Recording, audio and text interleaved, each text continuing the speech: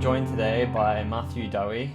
Dowie. I'm always confused how to say your last name. It's like Bowie or Dowie, but you know, Whatever way you want to say it. maybe you could clear that up. Introduce yourself a little bit. Tell us a bit about who you are first of all, because Well, before we get to chatting, we need to know the background.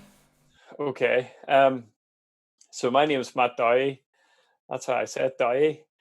Dowie. And It's not like David Bowie. It's like Dowie. well, I guess it depends who you ask, but that's how I say it.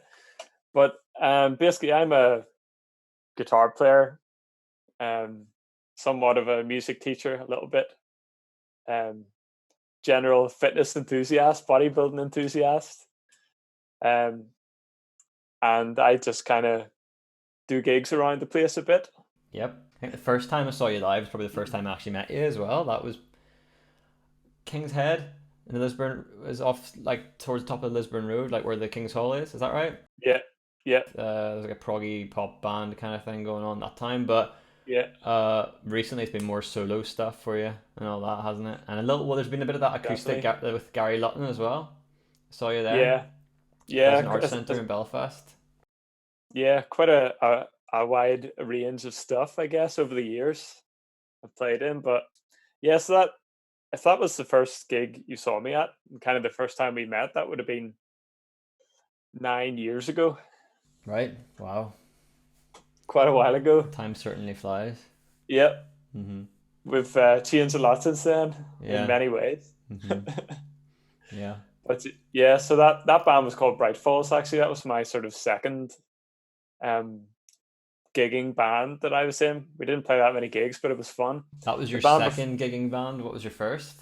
The first was a band called String Theory, and we all Ah, met at South Eastern Regional College in Bangor, where I have been teaching for the past 3 years.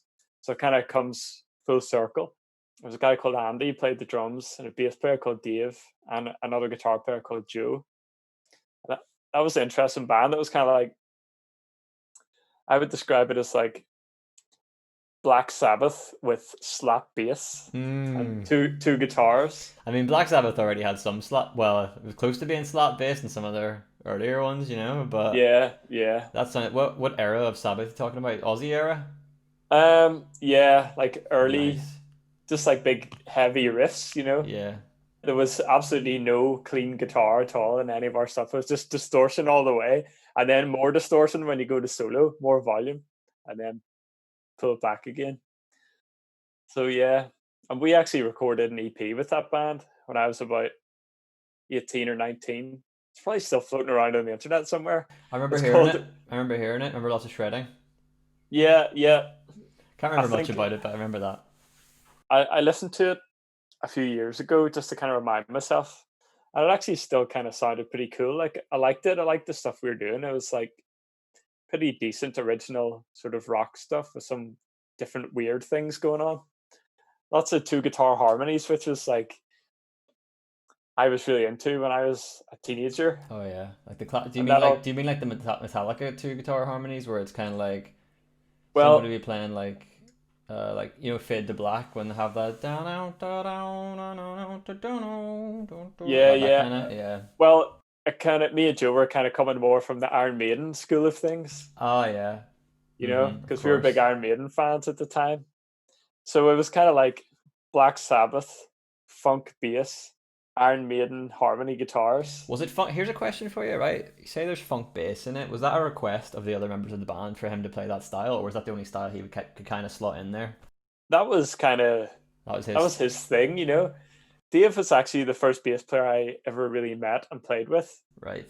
and he was able to do all the slapping stuff because he was really into Primus Oh, right. Yeah. and Les Claypool and all. And I thought this is like the most mind blowing thing I'd ever seen when I was 16. It's like, oh, this guy is absolute unreal, going like Yeah. all this kind of stuff. And I was like, whoa, this is sick. I remember the final gig of the year when we were in the first year when I was like 16, 17. It was in the Black Box, and that was my first ever gig, like, in a bar or whatever. Our drummer broke his leg like the week before, and he phoned me up and he's like, Matt, I broke my leg playing football. And I was like, are you serious? Are you joking? Are you joking with me right now? Like, we have a gig next week. And it's like, no, I'm not joking. I can't play. So we had to get one of the other drummers in the class to fill in, but it went okay. Was the music not so technical that it would have been hard for them to learn it all in that time frame, or Um, was Not really, to be honest. It was pretty. It was very. It just like very riff orientated, very heavy on the because jams. You know. here's the thing. I remember string theory, and I remember I haven't thought about it since I probably heard it, you know. Yeah. But I remember thinking at the time, God, this is technical, you know. I mean, now having listened to, you know, Animals as Leaders and Dillinger, Yeah, it was you not sort technical at all. Our stuff, it's not technical. like Yeah, compared. you can tell. There was actually it was videoed, and I remember watching it back and actually thinking like, oh, we actually sound pretty good. You know. Unfortunately, I don't have a copy of that video now because I would really like to go back and kind of hear what it was like. But maybe it's for the best. I don't know. Did you have any other bands after Bright Falls? Because I remember saying Bright Falls was probably a big step up in the technical aspect of things for you. Because that was when I saw that, it was like indie. I want to call it indie with technical, like it was clean. Yeah, It I've was seen still it another. was very clean. It was very clean, but it Yeah, suited the style of music really well. yeah. If you hadn't been part of the band, it would have been a standard indie band. For me, it was fun because it was like a change of pace, and there was actually a lot of like clean guitar stuff we were doing, which was like a big thing. I was just trying to get into at the time, like more chord kind of stuff, as opposed to just everything being Yeah. rock based riffs and things. But after that, then I went to the wee jazz college in Dublin for a year. Got a lot more information about like chords and harmony and scales and whatnot. Mm-hmm. And then when I came back there, didn't really play in bands for years. So you can read music, Um, I can read music.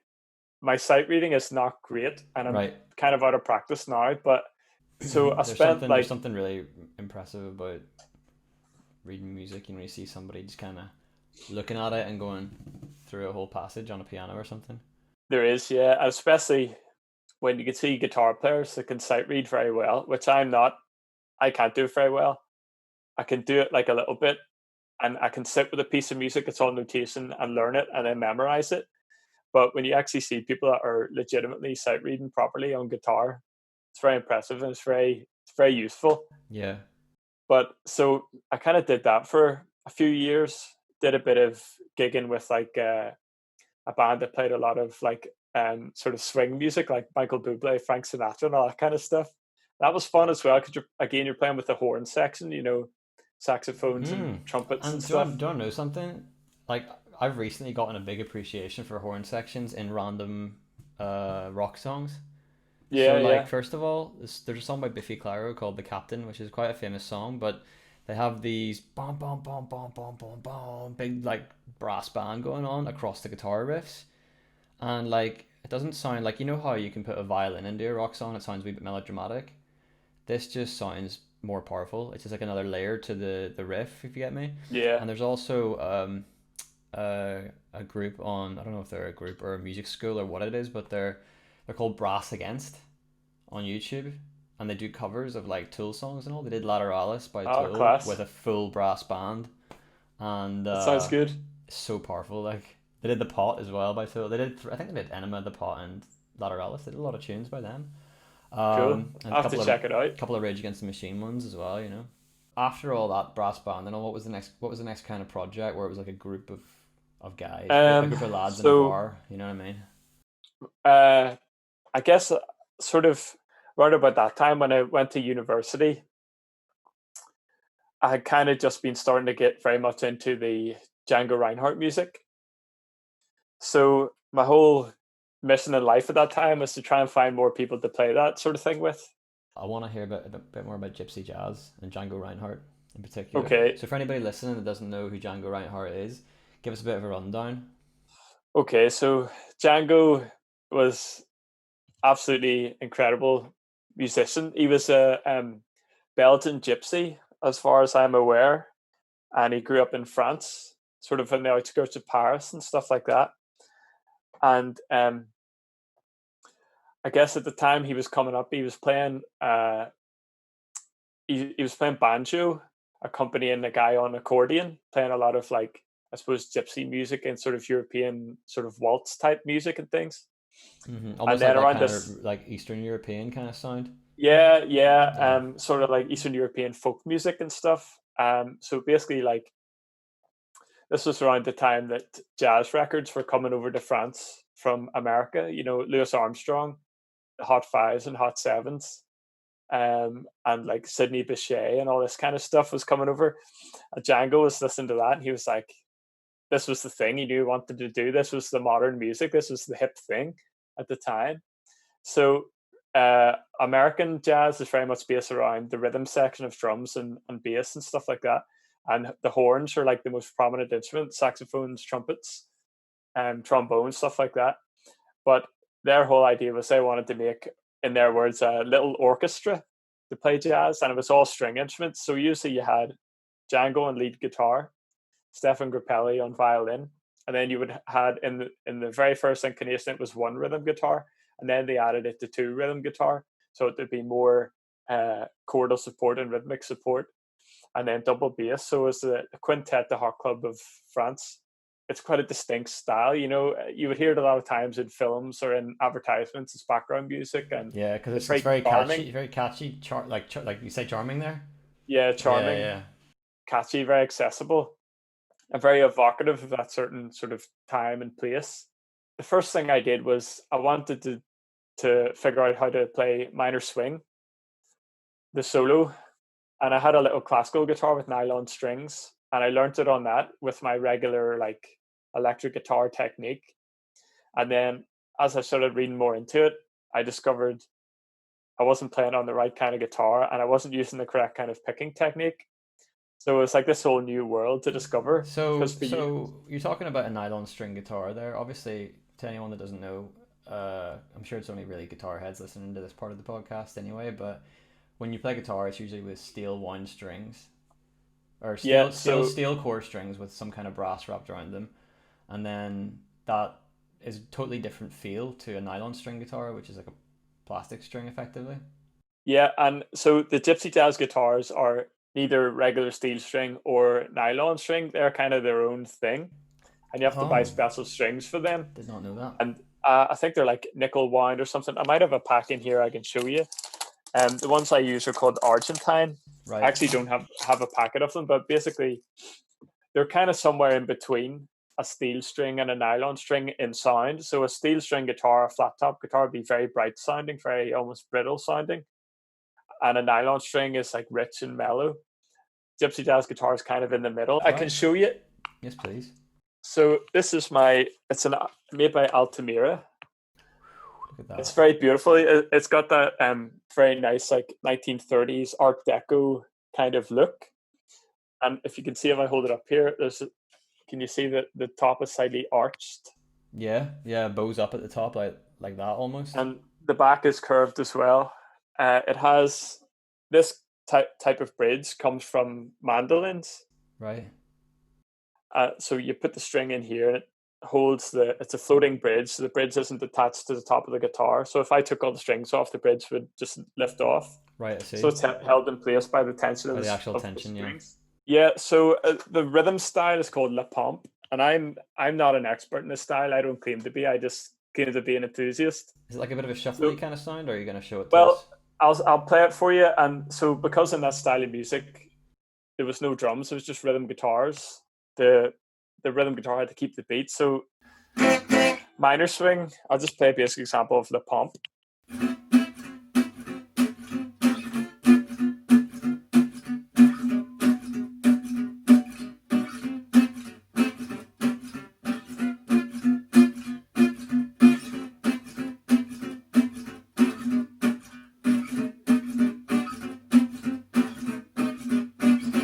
So that's just a real basic example. So that's just like that's how they keep the rhythm going in that style. So what I discovered when I started looking into this style of music is it's not really based on scales. It's kind of Right. based more off they're playing off the chord tones. I mean, I'm not like I'm all self-taught, you know. I don't have anywhere near as much like knowledge of theory as you do, like by any stretch of the imagination. But when I play solos, like I can kind of rely on a minor scale or say like, okay, this it can be cool if I use a little bit of the Dorian mode here, or like pentatonic, or I know when I can use a blues scale with an extra little note in there. Yeah. But if I didn't have those boundaries to sort of work within, I wouldn't really be able to play guitar solo, other than just some kind of atonal thing where I'm just pressing every note that I want Yeah. to, because I can do that all right, and it sounds kind of, maybe it fits into theory somewhere, Yeah. But if you want to explain this about those scales, then. So basically, if I was going to play a solo of this tune minor swing, right? So the first thing is you have to know what the chords are. So we've got A minor. I'm just gonna fill up my coffee here, bro. Sorry. Continue. That's cool. And then it goes to D minor, and then E7, and then it's like a just a pattern. So how Django would approach soloing over that, not that he necessarily knew like the names of all this stuff that he was doing, or he just had a great ear. He was like, you know, no doubt about it, he was a musical genius, most likely a perfect pitch. So, but I can, when I'm improvising, I don't say, right, I'm going to play, A minor scale and then D minor scale and then A harmonic minor over the E7 chord. I'm thinking in terms of like the shape. I visualize it on the guitar of like the arpeggio. So I play like maybe something. So I'll play a little bit, and hopefully you'll be able to hear the movement of the chords and what I'm playing, right? So 1, 2,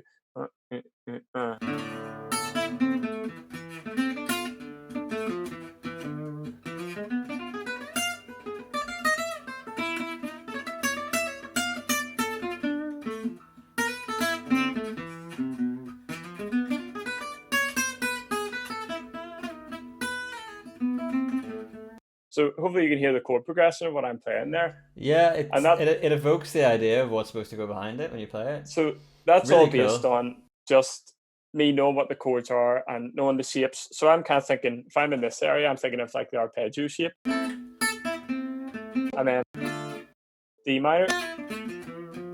And then So it's anything that just will fit around there, effectively.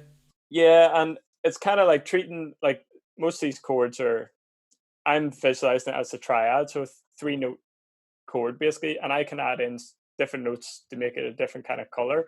So the chord voicing they use is a minor 6 chord, so I can play it here, minor 6/9 over A. So if I wanted to play a scale over that, I could think like melodic minor, and then when it goes to, and then I could think the altered scale. Sounds so But crazy. It always sounds a little bit, when you hear that, your ear goes towards like Middle Eastern kind of sound. yeah, definitely. So I guess Django being a gypsy, there's similarities between like flamenco and this style, but all that stuff comes from the oud, which has come from the Middle East, Yeah. and the picking technique as well, where you've got a floating right hand, and I'm playing mostly all downstrokes for a lot of this stuff, unless I'm playing fast. But then even the rule in this style of picking is when you go to a new string, you play a downstroke. So say if I were to play a 3-note pattern on a string, I would have to go down, up, down, down, up, down, down, up, down. So if I were to play, I'm going down, up, down, down, up, down, down, up, down.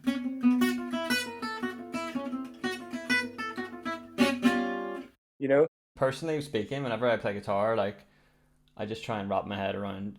I try and make it fit into my technique, which is why it never really works. Yeah, Like, if you look at how Tosin Abasi plays something, yeah, if I try and play like "Wave of Babies" was one of the songs, Animals as Leaders, Wave of Babies.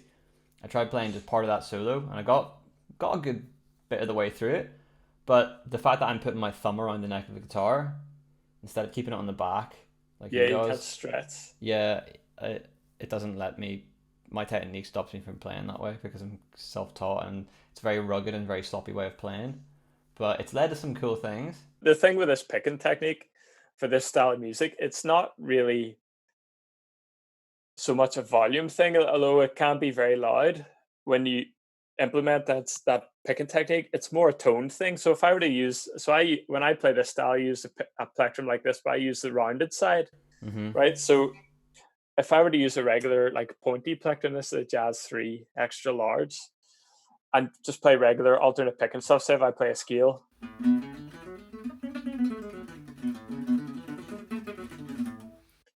it's kind of a thin tone, but if I were to use this pick and use the rounded side and play all downstrokes, it's very loud, heavier. It's a much more like forceful tone, and that's what Yeah. this sort of style's all about, getting that kind of tone, you know. My first introduction to Django Reinhardt was Tony Iommi was a big fan Yeah, because basically Tony Iommi, for those who don't know, lead guitarist, only guitarist, riff master of Black Sabbath, and probably the inventor of heavy metal. The reason he was into Django Reinhardt was because he had his fingers chopped off in it. Well, these fingers, basically, he was in a sheet metal accident where his fingers got chopped like that. So he lost the tips of a bunch of his fingers. Didn't want to play guitar ever again because he was actually left-handed. So when he lost the fingers of his right hand, those were his fretting fingers. So depressed, all that kind of thing. I didn't want to play music anymore. And then his boss at work said, "I've got a record for you. It's Django Reinhardt. Listen to it, you know." Listened to that, loved it, and then was told that Django only had the use of two of his fingers on his fretting hand because he was in I believe, like a caravan fire. yeah, And the tendons it got was. burnt Yeah, into a position like that where he yeah, couldn't actually. like that. So So he only had these two fingers available. yeah, but Although some of the inadvertently, chord shapes, you kind of could use these two fingers on the highest two strings yeah. as well. So he got around that, He did. but inadvertently he kind of also set in motion the events that led to the creation of heavy metal Yeah, because very interesting. Tony Iommi ended up down tuning his guitar to C sharp standard using very light gauge strings, which meant he could bend entire power chords. How he actually ended up playing was the fingers that he had chopped off. He actually made himself little fake fingertips out of like washing up liquid bottles. He melted the plastic and then stuck it around the ends of his fingers, and then he used that as like a new Yeah, fingertip and leather on the end of it so that it would be grippy like skin. You know, it's yeah, just insane. it's cool. But then that's inadvertently because of Django. You know. Yeah, I mean, I guess like there's not too many obviously musical similarities between the two players, but I guess it was his inspiration more than anything that like Django could get around his physical disability and create some of the most amazing music that ever been recorded. Yeah. Have you ever heard Planet Caravan by Black Sabbath?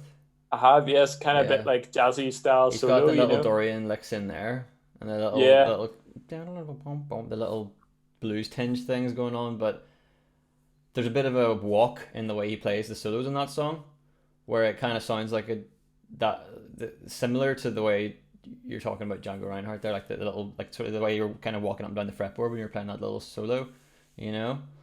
yeah. So yeah, it's quite fascinating how like everything is definitely a continuum. You know, I don't proclaim to be any kind of expert in the style of music, but it's a style of music I love to play, and it's like You it's a sound like discipline. you're probably the best example of an expert I'm gonna know in my lifetime on the subject. You know what I mean? Well, I've described myself as very much an enthusiast about it. You know, I'm very nerdy about it. I'm very like a lot of the things that I'm into. I'm very nerdy about it. Mm. Want to try and learn as much as possible. I mean, to be fair, like I haven't really. I'm quite rusty with my playing. I haven't really been playing so much at the minute, but Sounds good to me, man. cheers. So Django's son, Babik, actually was one of the main people that carried it on. And then a really amazing guitar player called Borelli Legrand came along at late 1970s. He was a child prodigy. Made his first CD when he was like 12, a record or whatever at that time. I mean, This I've made music when I was kind of like that age, or maybe a little bit older, and yeah, it's probably not anywhere near as much Yeah, see, lasting power, this you know, guy staying power. Borelli, like, there's videos of him playing when he's like 12 years old, and he's an absolute freak. Like he's sounds absolutely incredible. You know, he was just child prodigy. All he did play guitar all day from he was like 4 years old, and he's still one of my favorite guitar players. But he kind of started off playing that style, like note for note Django, and then in the late 80s he started getting into like electric guitar. He checked out some Van Halen. He was listening to Fusion, and he did a CD when he was 15 or 16 playing with Jaco Pastorius, the famous bass player. Not to be Do you know confused. him? Not to be confused with Oscar Pistorius. Yeah, definitely not. Definitely not. So, so I he know. kind I know of, Jaco Pistorius. I do. Yeah. yeah. So he kind of like came out of that traditional style, went into more electric stuff, and then, long story short, in the early 2000s, he kind of came back to it, and that's when the thing kind of blew up. Because also there was a movie that came out at that time, directed by Woody Allen, called Sweet and Low Down. It starred Sean Penn. It's like he called himself like the best guitar player in the world, apart from this gypsy in France called Django, and he was like played in that same style. All the music for the film was that kind of that style, maybe a slightly more American slant to it, but that got a lot of people into Django and sort of spread that music around again. And now it's hugely popular. There's actually a festival in Donegal every year that we've been playing at for the past sort of 3 years called Django Sur Lennon in a wee town called Ramelton. Oh. And so, maybe people listening to this wouldn't know it, but if there's one thing you take away from this, that there's a Gypsy Jazz Festival in Donegal, it's pretty good. Go to it because they actually get some of the best. Go to it. What time of year is it usually on? It's usually on, I think it was September last year. Right. Okay. So it's probably not going to be on this year, realistically speaking. Probably not. So obviously you're big into your jazz of all kinds, right? But you've got your Meshuggah t-shirt on. So I want to know where the crossover is and what kind of music were you liking first? Were you liking metal first and then? Yeah, so it's definitely a big rock and metal fan first. And I guess the jazz thing came along through just, I was always curious about like music I didn't kind of, hadn't heard before. And this was just around the time when I started, we had like a broadband connection. So I was able to look stuff up online, and Yeah. one of the turning points was, I used to read a lot of guitar magazines and find out about music that way. And I bought one and they were talking about Megadeth in it. So I looked them up and Marty Friedman was on lead guitar and the songs that I listened to on Rust in Peace. Tornado of Souls. And his playing is incredible. That's a lot of people think that's one of the best guitar solos ever. Tornado of Souls and a new piece sells, but it's not great. I don't think it's on the same level. There's a song called Holy Wars, Punishment Due, and it's next level Very technical. playing. Yeah, very technical. Yeah, like the rhythm playing is very technical, but also Marty Friedman's solos, his sound was so like exotic and unique and very, very technical. So I got really into listening to him and the whole like shred guitar thing. yeah. So like Marty Friedman, he was in a band with Jason Becker called Cacophony, and that's some of the most crazy technical guitar playing. Well, you can And see then videos of Marty Friedman on YouTube. Like there's videos going viral back then where he was like two-handed tapping all over the guitar. Nobody had really seen that before either on YouTube or anything like that. Because people do that. It's very commonplace now because of how many people grew up looking at things like that. Yeah, I think YouTube is like sort of absolutely changed how people are exposed to, well, specifically speaking about music, like where if a kid's learning to play guitar now, instead of listening to it and trying to figure it out, the first thing they can see is a video, so they can see exactly how it's done. YouTube Can you imagine in 1978 when Van Halen 1 came out and you heard Eruption and he's doing the tapping bit, and if you'd never seen anybody do it, you're like, how is he making that sound with a guitar? It sounds like a keyboard or something. And I remember actually, my friend Alex showed me a video of Van Halen playing Eruption and the tapping bit, and I was like, my mind was blown. I was like, what is that? How's he even doing that? So I really got into like the shred guitar thing. I listened to that album Peace Sells, and the lead guitar player in that was a guy called Chris Poland, and I really loved his playing. It was totally coming from somewhere else, so Marty Friedman. I was very like liquid, very like fast, very legato. And so I was reading an interview with him, and he said that the music that he played before he joined Megadeth was actually like this thing called jazz fusion music. And I was like, whoa, what's that? Sounds weird. And he was talking about he loved listening to Mahavishnu Orchestra. He loved listening to Alan Holdsworth and Jeff Beck. So after reading that interview, this is where I went next. I went and listened to that stuff. I got some Jeff Beck CDs from the 70s where he was kind of playing more of a like it's not really jazz. It was kind of like instrumental rock with a bit of a jazz and funk kind of sensibility. One of the things that I find really interesting about Jeff Beck is that he was in the Yardbirds, wasn't he? He was, With and also Jimmy Page, Jimmy Page. They are and not. before that, Eric Clapton. Clapton and Page. There's nothing similar about any of those guys playing, really. Do you know what I mean? Clapton's like Yeah, a more bluesy, obviously, and then you got Jimmy Page, who's just a train wreck, really. But probably in a good way, to be honest. Like yeah, Jimmy, yeah, he's train wreck in a good way. His fingers don't know really where they're going, and they can't really stay on the string too long. But he's obviously he is what he is, and like he's always going to be a great guitar player. Even if there's a video of him, man, doing "Stairway to Heaven" from like the '80s, and this is when he was at the peak of his heroin and like drinking and all that. And it's one of the worst guitar solos on YouTube. Like it yeah. could be in a fail compilation. I mean, that's the way it was back then. Big rock stars, you gotta live the rock life, you know. But so But yeah, I guess, Jeff Beck, very unique, and he was supposed to be playing a show in Newcastle, which I believe will be cancelled. damn, yeah, I saw him once when I was 17 in the Ulster Hall. Blew my mind. I was really into him at the time. Like listened to him loads, and it was amazing. So I was sort of checking out guys like that, Alan Holdsworth and John McLaughlin, and then I started.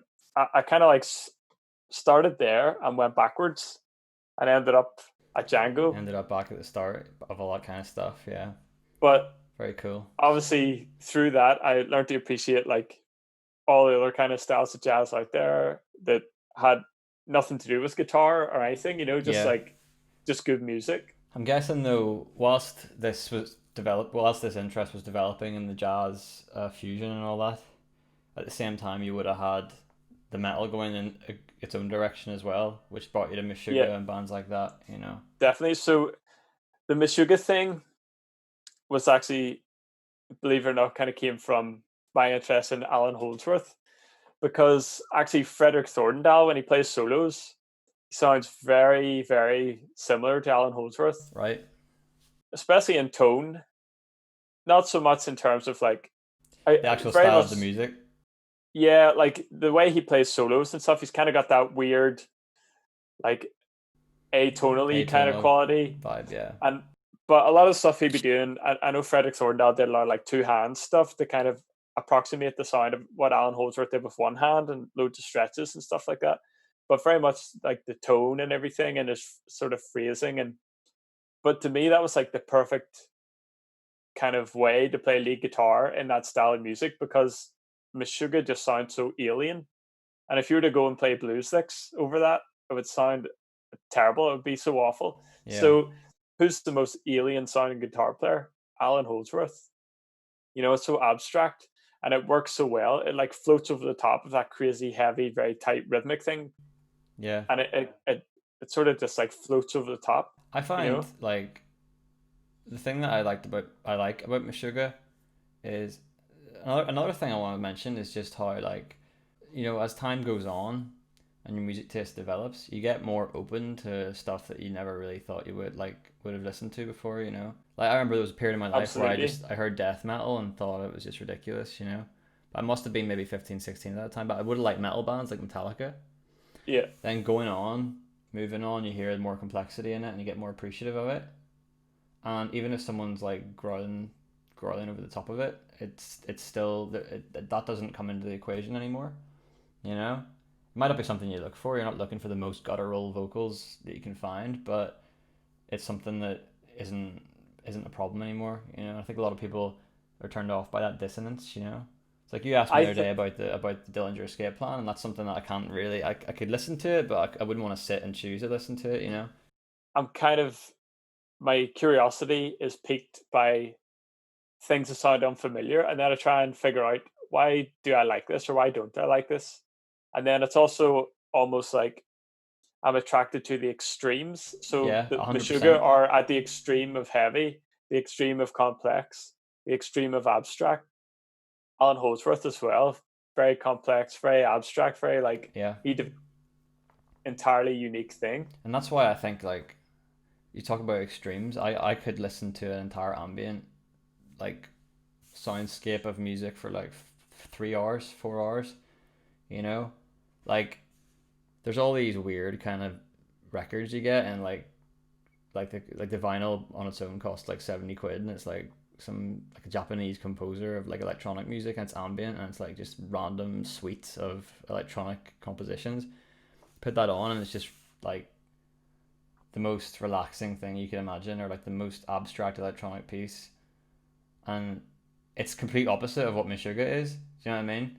But it still draws you in just as much. And I think Absolutely. rhythm's a really big part of it for me as well. You know, it's if there's some kind of cool rhythm going on, something slightly tribal, that's what probably gets me going the most. Yeah. Again, like it was just a case of exposing myself to more and more, like more instruments, more dissonance, more rhythmic complexity, more notes, faster guitar playing. And then when I got to classical music, the first thing I started listening to was Bach piano music. So that's one instrument, two hands, counterpoint, like multiple melodies going on at the same time. And then the next step was like listening to string quartets, stuff like that. And then finally, I made my way to full symphony orchestra music.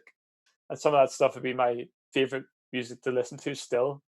Maybe it's not so cool and people don't think it's really very like cool music or whatever, but Brahms Yeah, but third and third and fourth symphonies really blew my mind because here's this music that's very complex, but also has really, really strong melodies that get stuck in your head after listening to it once. Then you find yourself going about humming them every day. and also, man, you shouldn't care what people think, and fuck them, you know.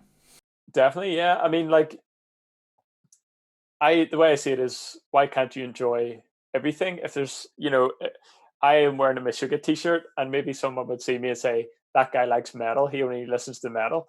But no, like Meshuggah are in fact the only metal band I listen to at the minute. Do you like Gojira? No, I've never listened to them before. They I think they draw a lot of inspiration from Meshuggah. Like you can hear that in a Yeah, lot of their riffs and a lot of their. There's something called Explosia, which is like Meshuggah rhythm style, like weird kick drum matching a weird pattern on the guitar. But in recent years they've become a bit more kind of like drony and like kind of robotic kind of sound going on. Like I think their album's called Magma. I don't know if it's called Magma or and it's a little bit like it's a bit more doomy than the other stuff, a bit less technical. You should check it so out. I'll definitely check it out. Would you not call Animals Because as Leaders a metal band? well, yeah, I would, but actually, I haven't actually really listened to them in quite a long time.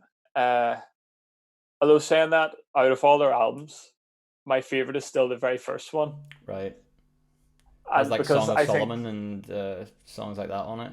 yeah, and like the very first song, "Tempting Time," you got that weird like glitchy electronic stuff, and then the big crazy shredding like arpeggio thing comes in with, and that was another big thing when I heard that. That kind of opened my ears to like the sound of the melodic minor scale, because usually using a lot of like jazz kind of scale and harmonic material in this like progressive metal context, like extended kind of chords, a lot more complex than the usual kind of stuff heard in metal. So that first album is still amazing. Absolutely, Yeah. I like all their stuff, but that one in particular. There's But the album so that Physical Education's on. It's called The Joy of Motion. That's one of my favorite albums. That's just like all around. school, You know, yeah, for it anyone is anyone really listening good. that doesn't know, Animals Leaders is an instrumental, technical, metal, fusiony kind of band. I'm pretty sure the earlier stuff was programmed drums as well. I can't imagine that Yeah, being it yeah. was. Yeah, the very first album was all programmed. And then you get somebody like Matt Garska as a drummer who is like a human drum machine. Like you can put MIDI into him and it comes out. I think like it seems to be that's what he is, a human drum machine. Yeah, And I've had the privilege of seeing him play in person, seeing them play in person, Animals Leaders, and that was some show, I tell you. I'm very into Meshuggah these days when I'm trying to work out at home, which is interesting because when I was going to the gym over the road there, I didn't like listen to music. I didn't. No phones in the gym at all. No music. They had music in the background, but it just went over my head. I just focused. Yeah, But now it kind of helps get me motivated. Listen to some very heavy Absolutely, Meshuggah, gets absolutely. me pumped. I don't understand, right? Okay, so here's my situation. I'm in Pure Gym, working out, and it's like obviously it's a budget gym, like, but it's really good quality. You get what you're you know. It's just like when you go to Nando's, you get like decent chicken and like the chips are gonna be nice and all that. Like you get the same thing everywhere. So you get that with Pure Gym. The weights are always the same dumbbells and it's always a nice setup, you know. But then they have this radio channel, which is like the Pure Gym music channel that's on the TVs and everything, and it just plays the biggest load of just garbage, man. And it would actually boost your estrogen production while you're there. Like it's gonna make it harder to lift if you're going for a big deadlift, which I don't really do deadlifts, but if you're going for a big heavy lift like a bench press, right? What do you call it? Megan Trainor comes on, all Yeah, about that bass. You're not gonna be able to I do your mean, lift. they at the gym I was going to, they had this music that they were sent to put on, and it just went round and round on a loop, but it was broken. And one of the songs that was meant to be in the spa part of the gym used, like the leisure center, used to come on in the gym when you're working out. Wow. It's like the most relaxing thing you've ever heard. Yeah. But to This be is honest with you, to be controversial there. That might actually be good for lifting because again, you it's one of think those so? extremes. You go into a zen state whilst you're lifting. Do you know what I mean? Like everything's just totally Yeah, zen. maybe. But Yeah. for me, to be honest, like when I was at the gym, I didn't really care what the music was. It had no effect on me whatsoever. I was totally focused.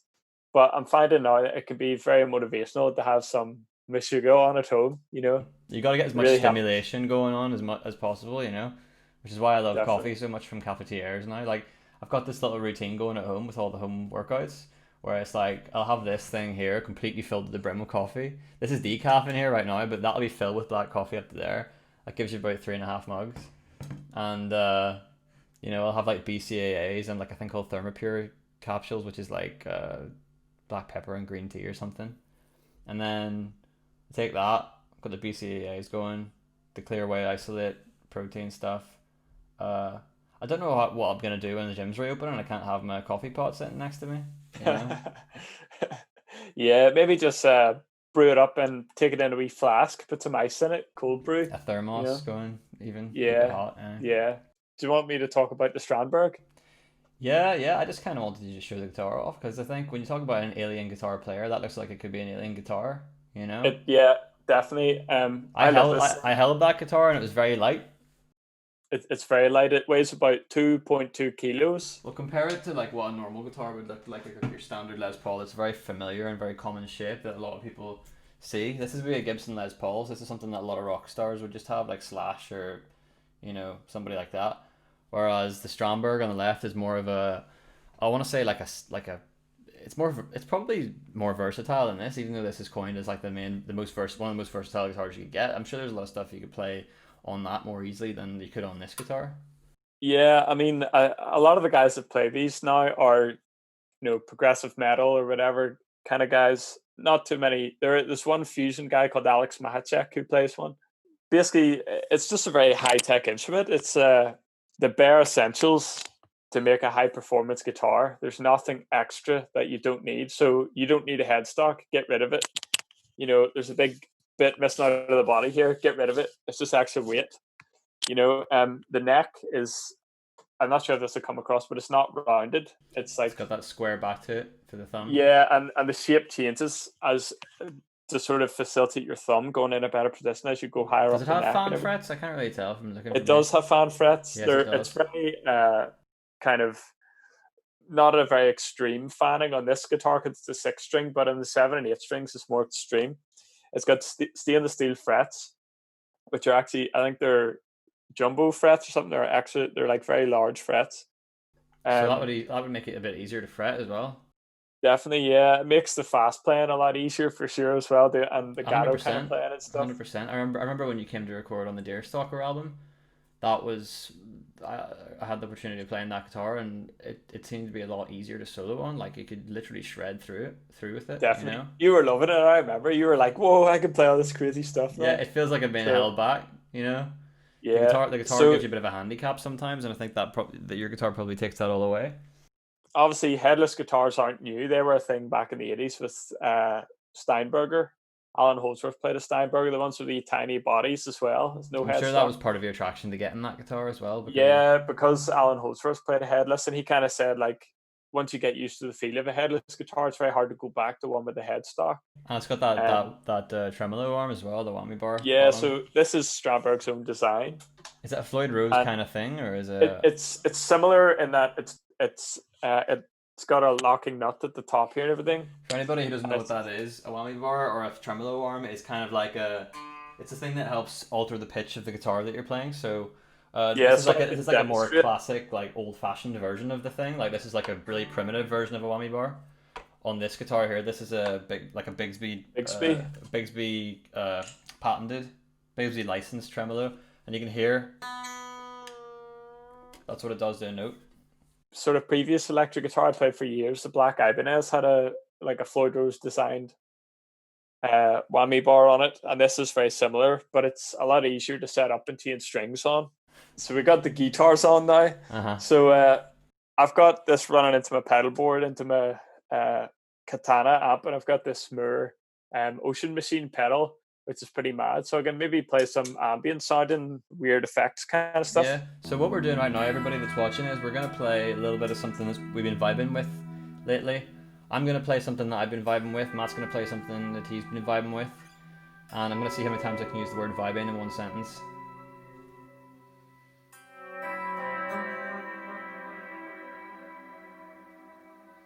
So we've got some weird volume swell, chordy things going on.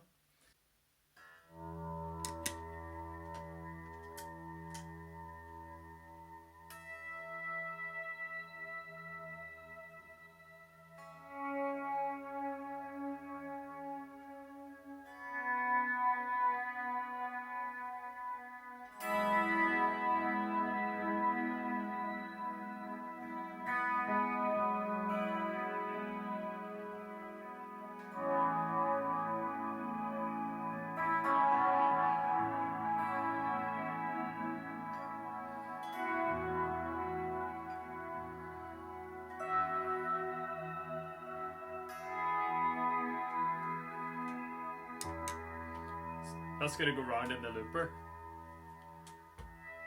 So I can play stuff over the top.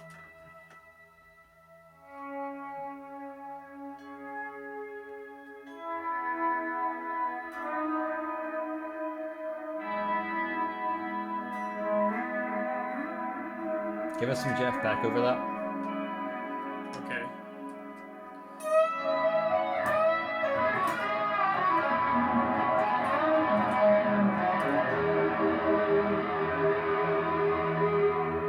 So I can record something again over the top,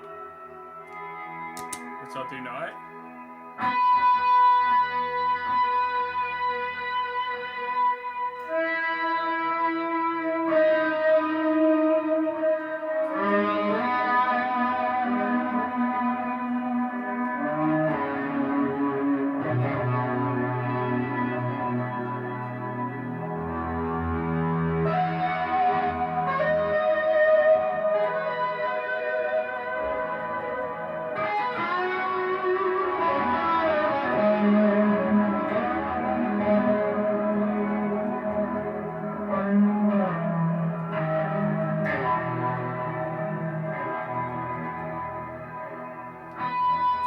Excellent. So I'll go round, and then I can go. I'll put it in reverse. Okay.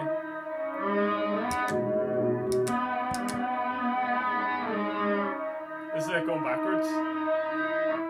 So this pedal's called the Ocean Machine by Moore. It's, that's doing all that. That's the delay pedal. Yeah. Wow, yeah. Man. And I can also put it in half speed. It's basically like an ambient music box, and then I can continue to play over the top of this. Man, you could mix that with electronic stuff really easily. You could. In a live setting.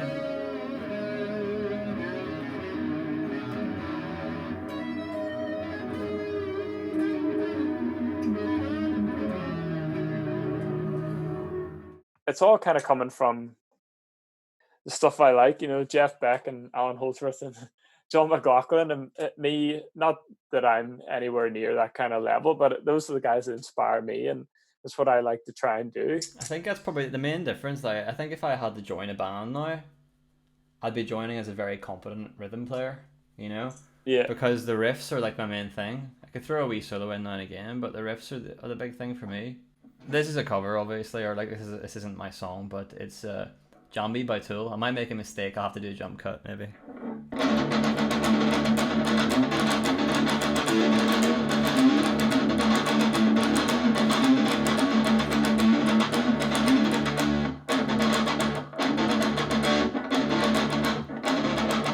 Do you know the song? I don't actually know Tool, but it sounds really cool. It's very rhythmic. The main riff, he does this thing where he's doing like a pull through technique. So he's not going. He's not doing that. He's going like this. He's hitting the open A. So interesting. I see. Yeah. Okay. So when he plays it.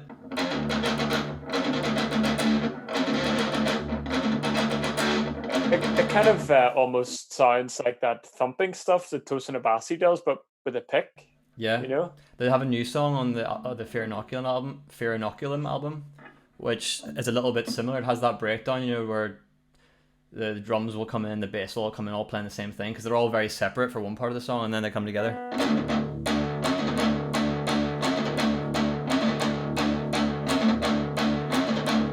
You know, so it's just very rhythmic kind of playing. And then the last thing I want to show you is a riff that I've made up.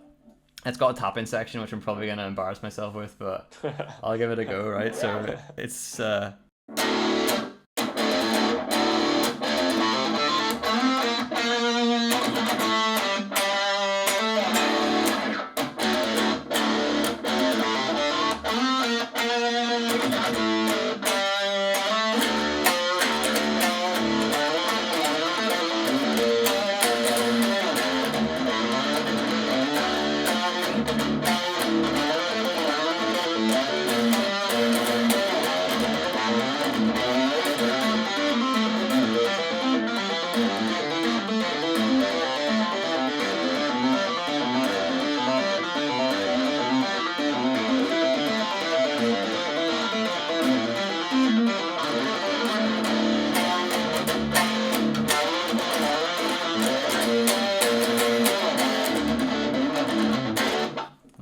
Yeah, you got it. You didn't fuck it up at all. You got it.